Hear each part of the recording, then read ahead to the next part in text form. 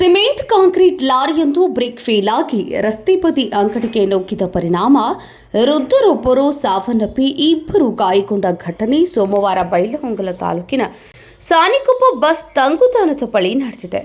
ಮೃತರನ್ನ ಸಾನಿಕೊಪ್ಪ ಗ್ರಾಮದ ಈರಪ್ಪ, ಸಿದ್ದರಾಮಪ್ಪ, ಗುರುವಣ್ಣವರೆಂದು ಗುರುತಿಸಲಾಗಿದೆ.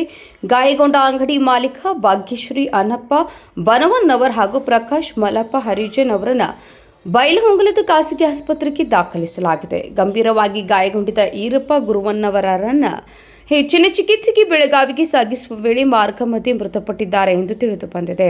ಬೈಲಹೊಂಗಲದಿಂದ ಸಂಪಗಾಂವ್ ಕಡೆಗೆ ಸಾಗುತ್ತಿದ್ದ ಲಾರಿ ಬ್ರೇಕ್ ವೈಫಲ್ಯದಿಂದ ನಿಯಂತ್ರಣ ತಪ್ಪಿ ಅಂಗಡಿಗೆ ಡಿಕ್ಕಿ ಹೊಡೆದಿದ್ದು, ಡಿಕ್ಕಿಯ ತೀವ್ರತೆಗೆ ಅಂಗಡಿ ಸಂಪೂರ್ಣ ನಾಶವಾಗಿದೆ.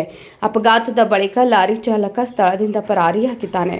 ಘಟನಾ ಸ್ಥಳಕ್ಕೆ ಐಪಿಎಸ್ ಪ್ರೊಫೆಷನರಿ ಅಧಿಕಾರಿ ಡಾಕ್ಟರ್ ಭಾನುಪ್ರಕಾಶ್ ಹಾಗೂ ಪೊಲೀಸ್ ಸಿಬ್ಬಂದಿ ಭೇಟಿ ನೀಡಿ ಪರಿಶೀಲನೆ ನಡೆಸಿದ್ದಾರೆ.